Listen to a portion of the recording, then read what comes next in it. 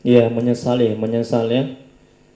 Nah, menyesal dosa-dosa selama ini sudah jahat, sudah zalim, sudah banyak nyakitin, sudah buat susah ya.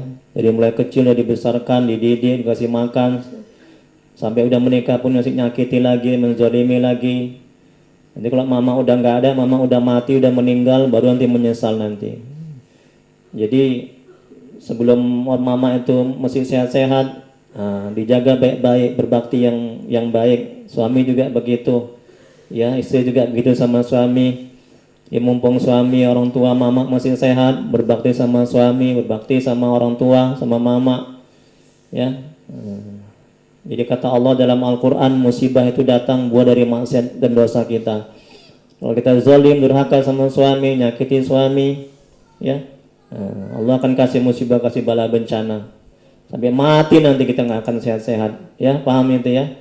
Anak juga begitu, kalau kita zalim, nyakiti sama suami, sama mama, ya sama orang tua, sampai mati nanti kita tersiksa kita nanti. Nah, untuk itu ya bertobatlah. Ya mumpung kita mesti dikasih nyawa kan, mesti dikasih umur kan. Sebelum dicabut nyawa kita, ya mesti ada kesempatan ya. Berbaktilah, bertobatlah, jangan buat lagi. Ya, menderita kalau kita sakit kan, gak enak kita sakit kan. Hidup nggak tenang ya, tersiksa kita kalau kita sakit. Untuk itu agar kita sehat, agar kita nggak kena musibah, agar kita nggak kena sakit, jangan durhaka sama orang tua, jangan nyakiti orang tua, jangan nyakiti suami, jangan durhaka sama suami, jangan menzalimi orang, jangan nyakiti orang, berbuat baik aja, buat baik aja ya. Insya Allah hidup kita akan selamat dunia akhirat. Jadi barang siapa yang menanam, dia yang memetik. Barang siapa yang berbuat jahat, nanti dia yang kena nanti. Nah, sekarang sapu mukanya dulu pakai air itu. Baca istighfar, jangan diminum, baca istighfar dulu. Nanti buka puasa baru diminum. Istighfar 3 kali dulu. Bapak juga, mama juga, ibu. Dibaca istighfar 3 kali, selawat 3 kali, syahadat sekali. Baca bismillah, kemudian sapukan ke wajah. Sedikit aja. Kasihkan ke wajah. Wajah, sapukan. Ibu juga gitu. Bapak habis ibu kasihkan suami ibu.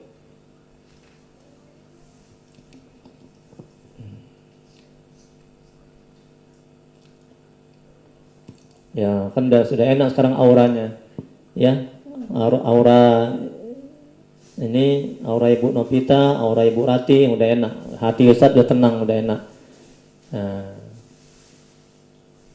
coba tengok bapak suami, tengok muka ibu dulu. Beda nggak sama yang sebelum diruqyah? Tengok tuh. Masya Allah, tengok kan tadi maaf ya kayak setan mukanya betul. Jangan sakit hati nanti datang lagi dia nanti setannya.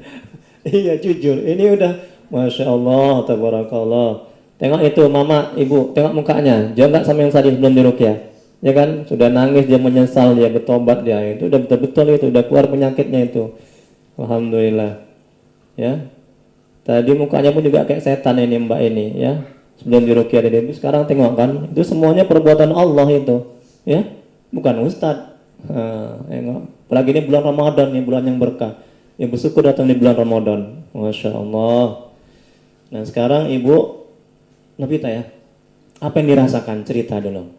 Ada nggak gangguan-gangguan, bisikan atau segala macam nggak ada, alhamdulillah. Ada nggak sakit berat segala macam panas ada? Di mana beratnya? Kiri, kanan, punggung? Kanan ketika dibaca Yasin, ayat kursi atau apa? Baca Yasin.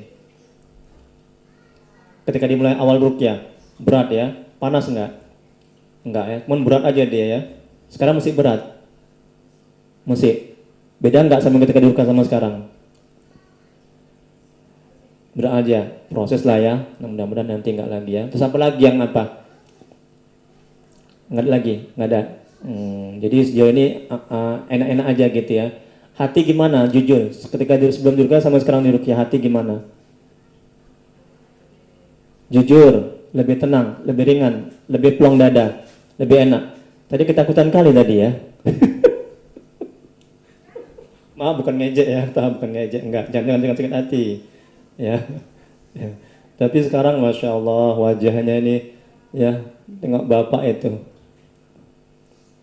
Jangan lagi jahat sama bapak ya. Jangan lagi nyakitin lagi ya. Yang sabar-sabar sama suami ya. Tunggu sabar-sabar nanti datang lagi penyakitnya. Jangan lupa Pak dipercikan ini. Bapak juga, jangan ibu aja yang taat, bapak juga harus taat. Kalau bapak nggak taat itu kena nanti ke ibu nanti. Ya, boleh jadi bukan gini, mungkin boleh jadi karena kejahatan bapak mungkin yang belum taat sama Allah, yang mungkin ada yang nyakiti orang, ya. Kita juga, suami juga harus introspeksi diri. Paham ya Pak ya? Nah, bantu ibu dengan apa? Dengan taat. Minta sama Allah, tolong ya Allah istriku ya Allah, beri kesehatan kepadanya. Ya, gitu. Ada pertanyaan? Enak kali. Ibu pun juga nampak muka ibu ini kan. Tadi coba. Oh ini putar nih videonya nih, coba putar. Sebelum dirukyah sama ketika dirukyah. Putar ini coba. Alhamdulillah. Ada pertanyaan? Nah nanti di rumah 10 ini harus dijalankan. Mandi tobat, nah, ini nanti daun bidara. Ya. Separuh diminum, separuh lagi bikin mandi tobat, bahasa kayak mandi wajib. Ya, niatnya sengaja ku mandi tobat sunat karena Allah Ta'ala. Ada? Kemudian sunat tobat 2 rakaat. Kemudian banyak istighfar, salat 5 waktu, cari ilmu agama, zikir, selawat, baca Quran. Jangan buat dosa, doa. Ada pertanyaan? Nah, gimana? Oh nggak boleh tambah air. Tapi ini nggak boleh untuk mandi. Jangan untuk mandi, sayang lah.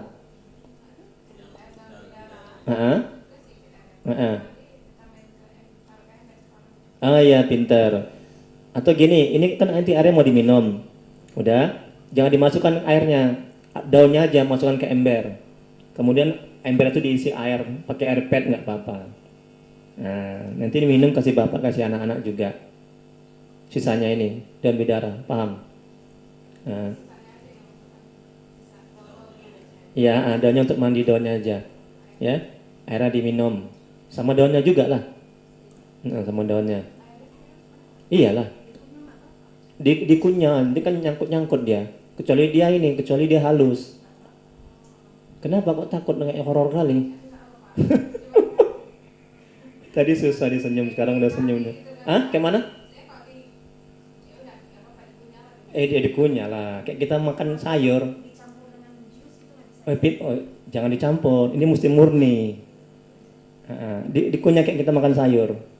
Dikunyah. Kalau nggak dikunyah, nyegrak dia, nyangkut di sini kan. Ya. Ini sangat mujarab kali ini. Ini kan sebab yang menyembuhkan kan Allah. Ya, kita kan ikhtiar. Dalam Al-Quran ada, dalam hadis. Udah pernah dengar daun bidara? Pernah?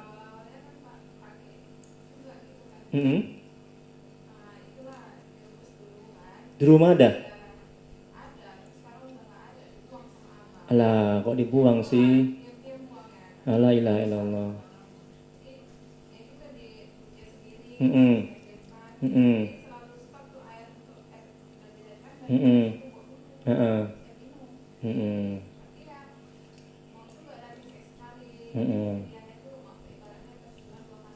Iya.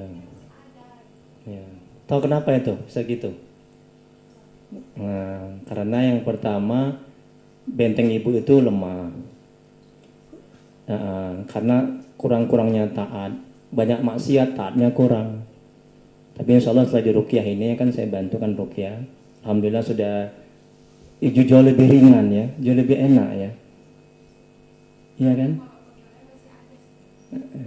Iya, ibu ke dokter pun juga, ibu ke dokter juga nggak mungkin sembuh langsung sembuh minum obat, ya. Nah, jadi yang 10 ini mesti dijalankan lah. Iya, usahakan tiap hari. Kalau ibu nggak sanggup 10-10 langsung, dicicil lah. Dicicil misalnya ibu 5 waktu dulu, ditambah lagi selawatnya, perbanyak, tambah lagi istighfarnya. Itu gangguan jin itu. Iya. Kalau ibu nggak sanggup 10, kalau sanggup 10 malah makin bagus, makin sehat dia. Iya, tiap hari. Tapi mandi tobatnya boleh tiap hari, makin bagus. Kalau nggak pun sekali aja juga nggak apa-apa. Soal 5 waktu, salat sunat tobatnya tiap hari malah lebih bagus. Kalau sekali aja pun juga nggak apa-apa. Gitu. Tapi yang setiap harinya usahakan istighfar, salat 5 waktu, cari ilmu agama, zikir, selawat, baca Quran. Jangan buat dosa, itu usahakan setiap hari. Usahakan, kalau nggak bisa juga, ya zikirnya sekali-sekali. Kalau nggak bisa juga, selawatnya sekali-sekali. Nah, mungkin bagus. Saya yakin itu. Nah, ya kan ada nih cara minumnya. Cara merukyah, cara minum air yang sudah dirukyah. Istighfar 3 kali, selawat 3 kali, syahadat sekali, baca bismillah, minum, sapukan ke wajah. Kan ada ini semua sudah ada di sini lengkap. Nanti di rumah, ibu perhatikan lagi yang dicek di checklist. Yang kira-kira udah sembuh, disilang, ya bu ya. Nah nanti kalau ada reaksinya, Ustaz, saya buat rukyah mandiri, saya mengalami ini, ajak cerita, berbagi. Saya kasih solusinya. Ustaz, alhamdulillah Ustaz, saya udah sehat semua, alhamdulillah. Saya bantu dari jarak jauh, saya rukyah dari jarak jauh, saya bantu. Nah, sampai ibu insya Allah sembuh total. Saya usahakan. Ya, makanya bukan saya yang sembuhkan, Allah yang sembuhkan. Ya, makanya minta sama Allah. Saya kan yang perantara. Ya, ada lagi pertanyaan? Nggak ada. Oke, sekarang ibu, apa yang ibu rasakan? Kenapa ibu sampai menangis sebegitu kali? Menyesal begitu kali sampai begitu? Kenapa? Apa yang dirasakan ketika dirukyah? Cerita dulu, berbagi.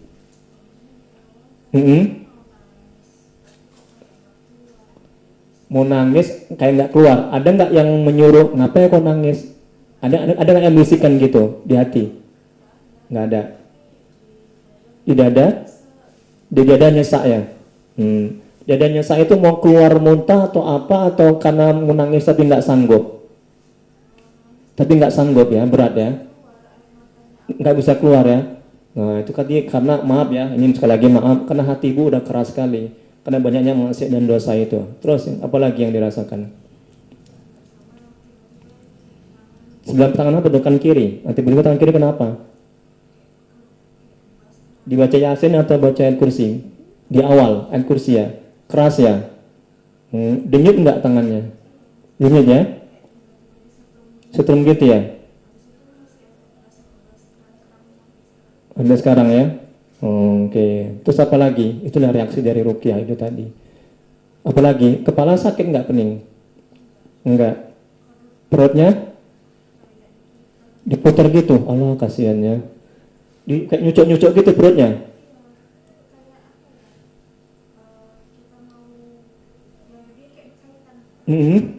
Nyesek itu ya. Nggak bisa keluar ya. Sekarang masih sakit perutnya, muter-muter dan lagi. Nah terus kapan ibu bisa nangisnya plong gitu, lepas gitu, sampai begitu dihayati kali nangis lagi gitu? Kapan itu? Ketika selesai rukyah atau ketika baca Yasin atau ayat kursi? Selesai itu ya. Apa yang bisa membuat plong gitu, nangis gitu? Tiba-tiba aja keluar gitu ya, sadar gitu ya, menyesal gitu ya. Apa yang membuat ibu nangis? Rasa penyesalan dosa-dosa ya, sama suami ya, sama orang tua ya. Ingat mati ya, Allahu Akbar. Iya sering tuh pasien saya itu, jemaah saya itu, sering itu ingat mati dia. Jadi ada rasa ketakutan gitu ya bu ya.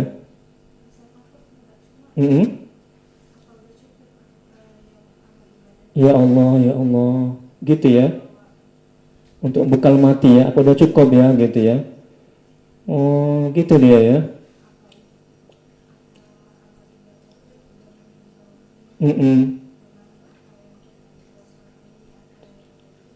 Ya Allah.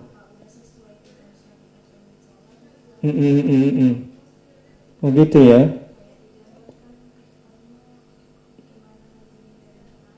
Oh itu nampak tergambar di depannya gitu ya. Masih kayak digambarkan gitu ya. Gimana kalau ibu meninggal, anak-anak itu apa ya? Apakah mereka nanti anak yang soleh atau anak yang tidak soleh gitu ya? Tanpa ibu ya, kalau ibu meninggal ya. Ya Allah, ngerinya. Ya Allah, saya nggak bisa ngebayangin itu ya. Fatma itu makanya ibu nangis ya. Ya Allah. Dan gitu amal ibu cukup nggak nanti ya ketika di alam barzah ya? Kalau ibu nggak cukup, ibu disiksa ya. Kalau amal ibu cukup, amanlah ibu ya. Ya Allah, kasihannya. Ya, pasti orang pasti akan menangis, ketakutan. Ya, siap nggak aku? Aku nanti mati. Sementara ketaatanku sedikit, dosaku banyak. Ya kan bu? Ya kan mbak? Heeh. Nggak tahu amal ibadah aku ini kira-kira diterima nggak, sholatku yang kayak gitu, kadang-kadang nggak kusuk bacaanku, ya kan? Sementara aku masih ada nyakiti suami, durhaka sama suami, durhaka sama orang tua. Apa yang bisa aku banggakan amalku? Kayaknya nggak ada ya Bu ya Mbak ya. Jadi patutlah menangis, patutlah bersedih. Dan tidak hanya untuk Mbak ini, untuk kita semua, untuk saya juga begitu. Saya seorang ustadz, belum tentu juga amal ibadah saya ini yang membuat saya masuk surga. Kan bukan amal ibadah kan, karena rahmat Allah kita masuk surga kan.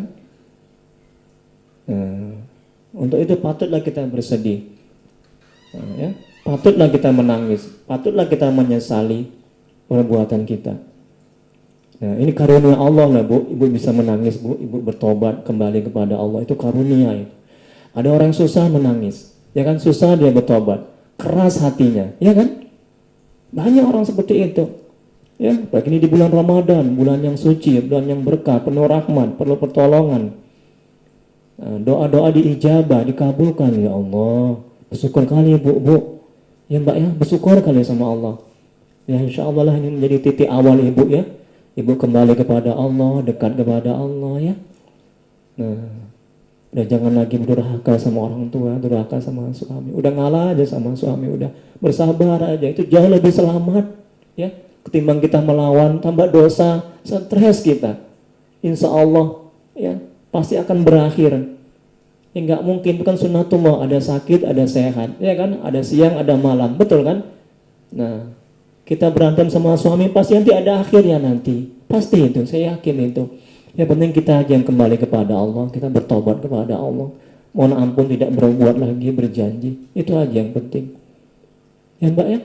Alhamdulillah, tapi hati saya kecil merasakan memang Mbak betul-betul sudah auranya sudah positif, betul-betul mau bertobat nasuha. Ya, tidak mengulangi lagi. Nah, sudah betul-betul dijiwai itu menangisnya itu luar biasa itu. Itu karunia, itu anugerah itu. Berat orang kalau nggak diruqyah dia susah dia menangis, betul kan? Iya, susah dia menangis itu. Kalau udah menangis itu udah lembut lah hati itu. Ciri-ciri hati yang keras susah menangis. Itu ciri-ciri itu. Nah, itu. Kayak saya buat muhasabah itu kan pada menangis. Ada yang nggak menangis. Itu ciri-ciri orang yang hatinya keras. Siapa lagi? Ada nggak bisikan-bisikan, Mbak? Nggak ada ya. Nggak ada bisikan-bisikan. Ada nggak yang kayak jalan begitu, berjalan di tubuh? Nggak ada ya. Nah, tadi Ibu tadi ada kayak berjalan di tubuh? Nggak ada ya. Oke. Kebas. Ya, proses lah ya, pelan-pelan insya Allah. Nah, ada yang bertanyakan? Udah ya, sudah paham lah itu ya, air itu ya. Jadi airnya kasih sama suami. Kalau kira-kira dia itu nolak, jangan bilang, "Bang, ini air ruqyah," jangan. Ya diam-diam aja, udah taruh aja di meja begitu, air itu.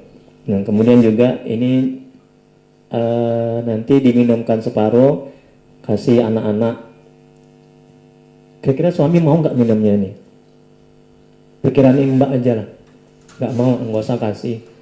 Mbak dibikin mandi tobat separuhnya, airnya abungannya aja diambil. Jadi airnya diminum sama daunnya ini ya. Tengok mukanya tuh beda kali sama yang tadi. Alhamdulillah, karunia Allah ya, anugerah Allah. Udah, ini nanti saya masukkan ke WA group, namanya grup Ruqyah Syariah ya. Nomornya ini, nanti kalau ada masalah-masalah bisa ditanyakan di situ. Perkembangannya nanti Mbak tolong dilihat-lihat lagi, yang sudah sehat silang, yang belum coba ruqyah mandiri. Kalau misalnya pun mau datang kemari juga silakan, tapi WA dulu, janjian dulu ya. Kadang kan begini kan, berbenturan begini, mau gimana, mau saya batalkan nggak enak. Udah kadang janji, takut kecewa jemaah itu. Ya apa boleh buat dua-dua seperti inilah. Nanti minta ke depannya ya di WA dulu Ustaz, janjian dulu biar gak terbentur seperti ini lagi ya. Saya pun juga beda kalau meruqyah berdua gini sama sendiri. Kalau berdua agak ringan. Nah, tapi kalau berdua kalau sendiri agak ringan. Kalau berdua gini ya agak capek memang jujur. Karena ayat kursinya mesti 2 kali, ya kan? Al-Fatihahnya mesti 2 kali, ya kan? Yasin memang sekali. Alif kelasnya mesti 2 kali, Al-Falaq Anas mesti 2 kali. Betul kan? Kalau sendiri kan memang 5 orang pun juga ada penasihat ruqyah. Ya, tapi lebih baik 1 ya, 1 orang. Ada pertanyaan? Nggak ada? Ibu ada? Aduh enak kali. Saya senang. Hati saya itu aja yang saya senang ya. Kalau udah pasien tuh jemaah udah sehat, senang kan rasanya gimana? Kayak hati saya. Gimana Mbak? Tanya.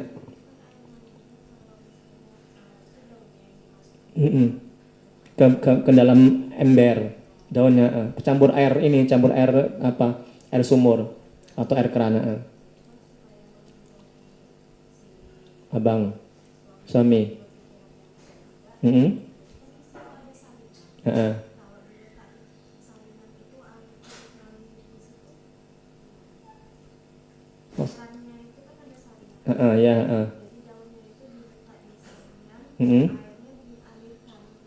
Oh, nggak bisa, nggak bisa. Jadi daunnya diambil, masukkan ke ember, kan bercampur. Mandi sama daun-daunnya, kan kena itu daunnya, kepala segala macam badannya. Nah, itu baru digayung lagi, gitu. Nah, jadi usahakan daunnya itu kena ke tubuh-tubuh itu. Jadi biar setan segala macam penyakitnya itu biar keluar rontok. Nah, sering-sering malah bagus, tapi jangan sampai kasar begini. Digiling halus, tapi jangan halus sekali nggak apa-apa. Kalau mau dibuat di rumah lagi, ada kan, makin bagus kalau sering-sering. Ini sangat mujarab ini, daun bidara ini. Karena saya tanam di depan itu, dia ada durinya itu, nanti ada buahnya juga. Ya, oke, saya, ya, sayang kali lah. Jadi kalau setan jin segala macam takut datang ke rumah kalau ada daun itu, pohon itu. Kami mau sakit. Itu penangkal juga. Kami mau sakit aja itu pada penentuan daun. Tema itu. Mau sakit. Waktu COVID